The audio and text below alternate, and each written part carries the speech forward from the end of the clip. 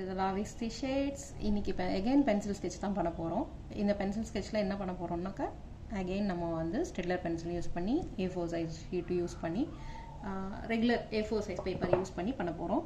So இன்றைக்கி வந்து bird பார்க்கலாம். ஸோ பேர்டு வரைகிறதுக்கு முன்னாடி யூஸ்வலாகவே நீங்கள் வந்து சர்க்கிள்ஸ் இப்படி பாருங்கள், சர்க்கிள்ஸ், ஓவல்ஸ் எல்லாமே வந்து இந்த மாதிரி வந்து ப்ராக்டிஸ் பண்ணிக்கிட்டே வாங்க. பிகாஸ் ஏன் இதை ப்ராக்டிஸ் பண்ண சொல்கிறேன்னாக்கா யூஸ்வலாக வந்து பேர்ட்ஸ் எல்லாம் வரையும்போது நம்ம வந்து இப்படி தான் வந்து யூஸ் பண்ணிவிட்டு வரையணும். இந்த மாதிரி ஒரு ஸ்கெட்சை போட்டுட்டு தான் வந்து பேசிக் ஸ்கெலிட்டன் ஃபார்ம் போட்டுட்டு தான் நம்ம வந்து ஒர்க் பண்ண வேண்டியதாக இருக்கும். ஸோ அதுக்காக அந்த பேர்டோட பொசிஷனை பொறுத்து நம்ம வந்து இந்த ஓவலையும் சர்க்கிளையும் கம்பைன் பண்ணி ஒரு இது கொண்டு வருவோம்.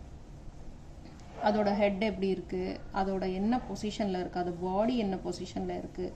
ஸோ இதை பேஸ் பண்ணி தான் ஸோ இதை பார்த்தாலே உங்களுக்கு தெரிஞ்சிருக்கும் நான் வந்து எப்படி இருக்கிற பேர்டு வந்து யூஸ் பண்ண போகிறேன், ஒர்க் பண்ண போகிறேன் அப்படின்றத உங்களுக்கு ஈஸியாக புரிஞ்சிருக்கும்.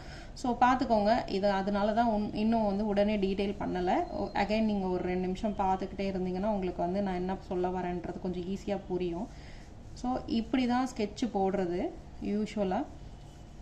ஸோ அந்த பேர்டு வந்து பொசிஷன், அதோட எல்லா பொசிஷனும், அந்த பாடி எப்படி இருக்குது, ஹெட் எப்படி இருக்குது, என்ன ஃபார்மில் இருக்குது, அது எப்படி பார்க்குது, அப்படி எல்லாத்துக்குமே வந்து நம்ம இப்படி தான் வந்து யூஸ் பண்ணுறது. ஸோ அது ஒரு உடன் இது மேலே நின்றுட்டுருக்குன்னு வச்சுக்கோங்களேன். ஸோ அதை வந்து நம்ம எப்படி வந்து ஸ்கெட்ச் பண்ணுறோம் அப்படின்றது தான் இங்கே பார்க்க போகிறோம். ஓகேங்களா?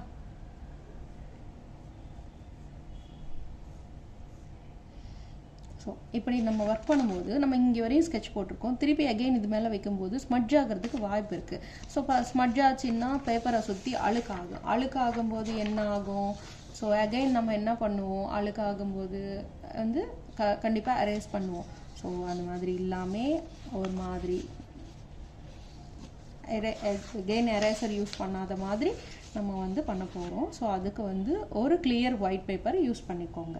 ஸோ நீங்கள் வந்து ஸ்கெட்ச் புக்கில் பண்ணாலும் இந்த மாதிரி A4 ஷீட் யூஸ் பண்ணிக்கலாம். ஸோ கையை அது மேலே வச்சுட்டு நம்ம ட்ரா பண்ண போகிறோம். நமக்கு எங்கே வரையும் வேணுமோ அங்கே வரையும் நம்ம அது வந்து மூவ் பண்ணிக்கிட்டே ஈஸியாக வந்து ஒர்க் பண்ணலாம். ஸோ இப்போ வந்து இந்த பேர்டை வந்து நான் வந்து ஒர்க் பண்ண போகிறேன். அகெயின் நான் சொன்ன மாதிரி நான் உங்களுக்காக தான் வந்து டார்க்காக வரைகிறேன். நீங்களும் எனக்கு காமிக்க வேண்டிய அவசியம் இல்லை இல்லைங்களா ஸ்கெட்சு. அதனால் நீங்கள் எவ்வளோ முடியுமோ அவ்வளோ லைட்டாக வந்து பண்ணிக்கோங்க. அப்போ வந்து ஆட்டோமேட்டிக்காக உங்களுக்கு வந்து இதை வந்து அரேசர் யூஸ் பண்ண வேண்டிய அவசியம் இருக்காது. நான் மீண்டும் மீண்டும் அரேசர் யூஸ் பண்ணாதீங்கன்னு சொல்லிக்கிட்டே இருக்கிறேன். பிகாஸ் வந்து தப்புன்றது வந்து நீங்கள் வந்து அப்படி சரி பண்ண வேண்டிய அவசியமே கிடையாது. ஸோ இப்போ ஒரு வாட்டி பண்ணுறீங்க, வரல, 2வது வாட்டி பண்ண போகிறோம், 3வது வாட்டி பண்ண போகிறோம், ஒரு 4வது வாட்டி, 5வது வாட்டி கண்டிப்பாக அது நமக்கு கரெக்டாக வந்துடும். அதனால் அதை மினிமைஸ் பண்ணிக்கிட்டே வாங்க அதோட யூசேஜை. ஓகேங்களா?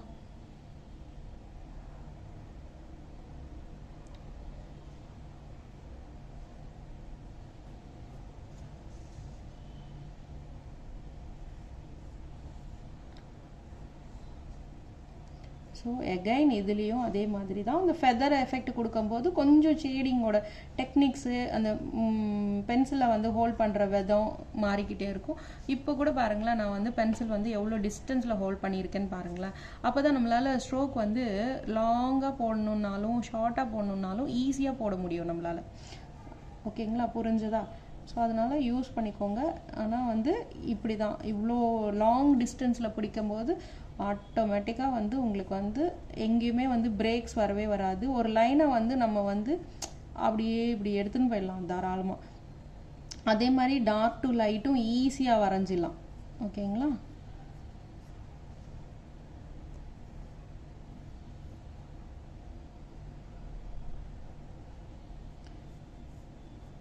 ஸோ வரையும் போதே நீங்கள் என்ன பண்ணணும், இந்த மாதிரி திக் அண்ட் தின் லைன்ஸில் டார்க் டு லைட் அந்த மாதிரி டோன்ஸில் நீங்கள் வந்து வரைஞ்சிக்கிட்டே வந்தாலே ஆட்டோமேட்டிக்காக பார்க்குறதுக்கு அவ்வளோ அழகாக இருக்கும் உங்களுக்கு ஒர்க்கு.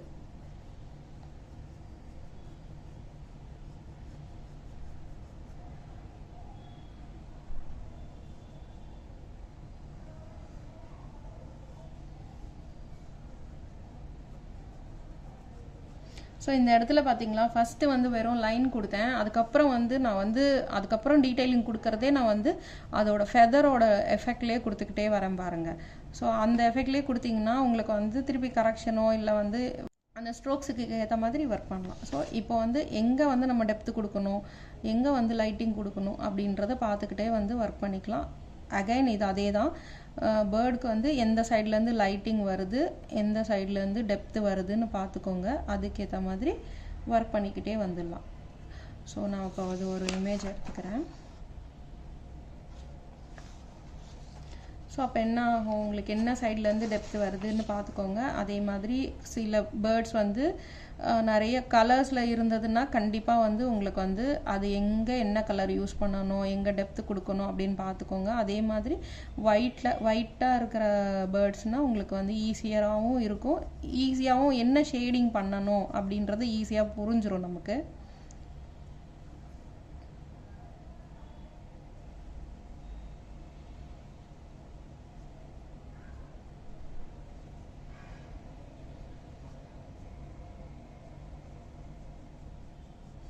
ஸோ இதில் பார்த்தீங்கன்னா நிறைய வந்து ஹைலைட் இருக்கிற ஏரியா மாதிரியே இருக்கும். பிகாஸ் வந்து நிறைய ஒயிட் அந்த மாதிரி ஒயிட் ஃபெதர்ஸ் இருந்ததுன்னா கண்டிப்பாக நம்ம வந்து ஹைலைட்ஸ் தான் இருக்கிற மாதிரியே தான் இருக்கும். பேப்பரோட ஒயிட் நம்ம அப்படியே விட்டுற வேண்டியதாக இருக்கும். ஸோ அதனால் ஸ்ட்ரோக் போடும்போது பார்த்து போடுங்க. அதுக்கேற்ற மாதிரி நீங்கள் ஒர்க் பண்ணிக்கலாம்.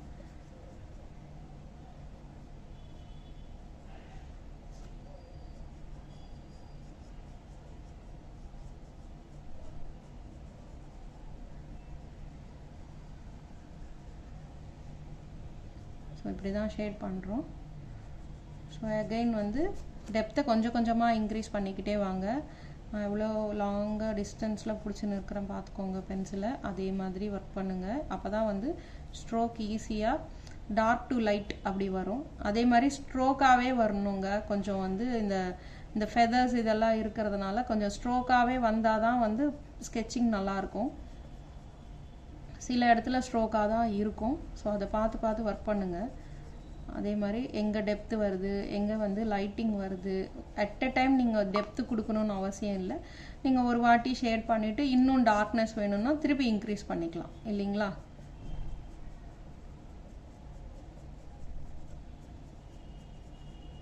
ஸோ அந்த பேர்டோட அந்த இதுக்கு ஏற்ற மாதிரி அந்த என்ன சொல்கிறது, அந்த ரெக்கைக்கு ஏற்ற மாதிரி நீங்கள் வந்து ஷேடிங் பண்ணிக்கிட்டே வாங்க. ஓகேங்களா.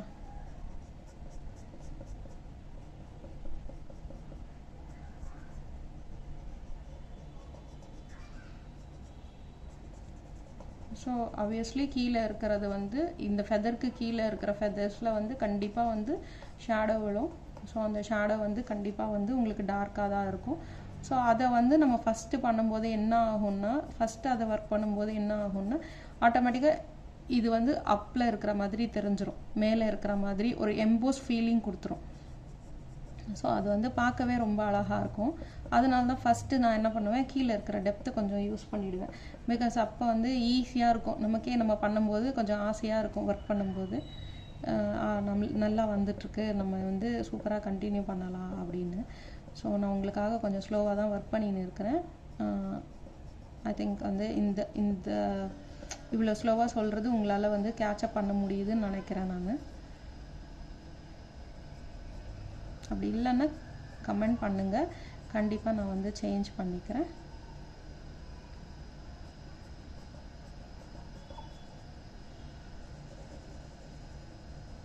ஸோ இந்த இடத்துல ஒரு பல்ஜ் இருக்கும் இல்லைங்களா, அதோட பாடியோட ஷேப் பொறுத்து ஒரு பல்ஜ் இருக்கும்.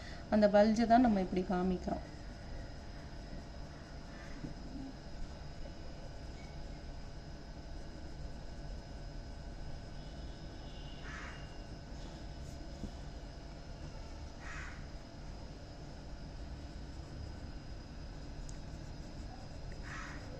நான் சொன்ன மாதிரி அந்த ஃபஸ்ட்டு அந்த ஓவல் அண்டு சர்க்கிள்ஸ் ப்ராக்டிஸ் பண்ணிவிட்டு, ஐ மீன் இந்த பேர்டோட எப்படி இருக்குமோ அதோட இது மேலே ஒரு குட்டி சர்க்கிள், கீழே பெரிய கொஞ்சம் ஓவல், அது எப்படி இருக்கோ அதே மாதிரி நல்லா 2-3 வாட்டி ப்ராக்டிஸ் பண்ணிட்டு அதுக்கப்புறம் அதை 2 கம்பைன் பண்ணி போட்டு பாருங்கள், அழகாக வந்துடும். அது வந்து மாறி மாறி வராது, ஹெட்டு மாறி பொசிஷன் அந்த மாதிரி எதுவுமே இருக்காது, அழகாக வந்துடும்.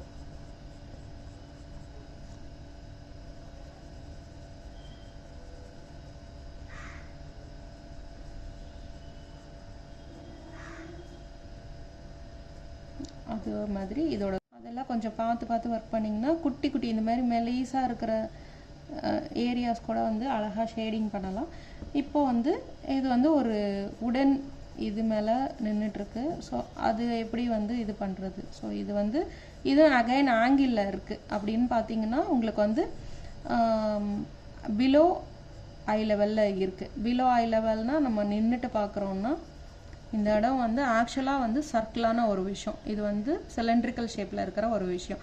ஸோ இந்த சிலிண்ட்ரிக்கல் ஷேப்பில் இருக்கிற விஷயம் ஏன் ஓவலாக தெரியுது? அந்த சிலிண்ட்ரிக்கல் ஷேப்பை கட் பண்ணால் நமக்கு வந்து சர்க்கிளாக தானே தெரியணும். ஸோ இது வந்து பிலோ ஐ லெவலில் சம் டிஸ்டன்ஸில் இருக்குது நமக்கு பார்க்குறதுக்கு.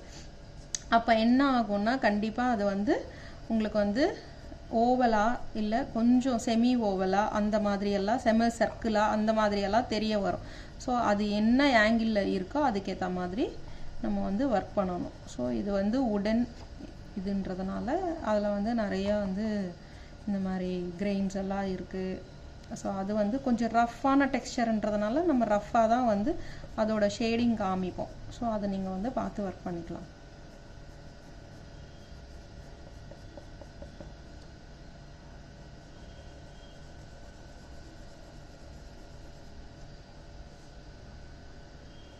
ஸோ இதில் ஏதோ ஒரு ரோப் மாதிரி கட்டியிருக்காங்க. ஸோ அதை தான் வந்து இந்த ரோப்போட ஸ்ட்ரக்சரில் என்ன லைன்ஸ் இருக்குமோ அந்த லைன்ஸ் கொடுங்க. அப்புறம் வந்து அதை ஜஸ்ட் வந்து இது பண்ணுங்கள். அதுக்குமே வந்து ஒரு ஹைலைட்டு ஒரு டெப்த்துன்றது இருக்கும். ஸோ அதை மாதிரியே பண்ணுங்கள். ஸோ அந்த குட்டி ஏரியாவில் கூட நம்மளால் ஷேடிங் பண்ணணும். ஸோ அது ரொம்ப அழகாக தெரியும். அகைன் வந்து ஒரு பார்ட்டிஷன், அதுலேயுமே வந்து உங்களுக்கு வந்து இந்த கிரெயினோட இதோட லைன் இருக்குது. ஸோ அந்த லைன் வந்து எந்த அளவுக்கு எங்கே வரையும் வருதோ நீங்கள் பார்த்துக்கிட்டு அதுக்கேற்ற மாதிரி ஷேடிங் பண்ணலாம்.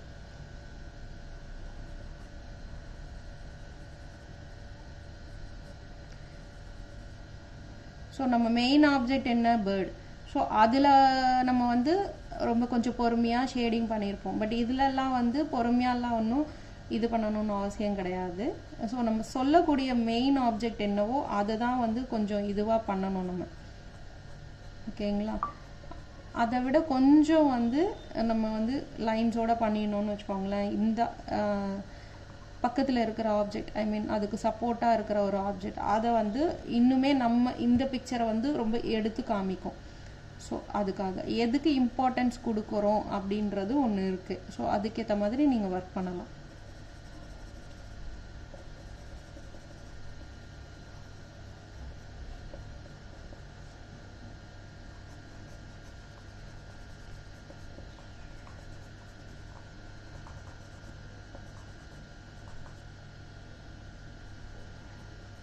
ஸோ இது வந்து நேச்சர் ஸ்டடி மாதிரி தான் இதுவும். பட் ஸ்டில் லைஃபும் கம்பைன்ட் ஆகிருக்கு. ஸோ கீழே இருக்கிற ஆப்ஜெக்ட் வந்து ஸ்டில் லைஃபு, அப்புறம் இந்த பேர்டு வந்து நேச்சர் சப்ஜெக்ட்டு. ஸோ அது எல்லாமே கலந்துருக்கு. ஸோ இந்த மாதிரி சப்ஜெக்ட் எடுத்திங்கன்னா லேர்ன் பண்ணுறதுக்கு நிறைய விஷயம் இருக்கும். அதனால தான் நான் வந்து இந்த சப்ஜெக்ட் சொல்லி கொடுக்குறேன். தனித்தனியாக ஸ்டில் லைஃப் சொல்லி கொடுக்கறதுக்கும் இதுக்கும் இதுலேயே வந்து உங்களுக்கு ஸ்டில் லைஃப் வந்து என்ன ஆங்கிளில் இருக்குது அப்படின்றத நீங்கள் புரிஞ்சுக்கிட்டீங்க. அப்புறம் வந்து இது என்ன மாதிரி இது பேக்கில் இருக்கிற ஒரு பீம்ன்றதுனால அது டார்க்காக இருக்குது. ஏன்னா இதோட நிழல் அதில் படுறதுனால, இந்த பெரிய பீமோட நிழல் படுறதுனால. ஸோ அப்போ என்ன ஆகும்? இதுலேயும் வந்து இதோட நிழல் படுது. ஸோ அதனால் அதுவுமே வந்து உங்களுக்கு வந்து டார்க்காக ஐ மீன் ஷேடோ படுறதுனால டார்க்காக இருக்குது, டெப்த்தாக இருக்குது. ஸோ இதில் பார்த்திங்கன்னா திருப்பி அகெயின் வந்து ஒரு ஷேடிங் இருக்குது. பிகாஸ் வந்து இப்படி சிலிண்ட்ரிக்கல் ஆப்ஜெக்ட்ன்றதுனால. ஸோ இது இப்படி தான். ஸோ இன்றைக்கி நம்ம வந்து பேர்ட் வந்து still life with bird, so அது பண்ணோம். ஸோ இந்த மாதிரி நிறைய பண்ணுங்கள், ஒர்க் பண்ணுங்கள், நிறைய ப்ராக்டிஸ் பண்ணுங்கள். Happy learning. தேங்க்ஸ் ஃபார் வாட்சிங்.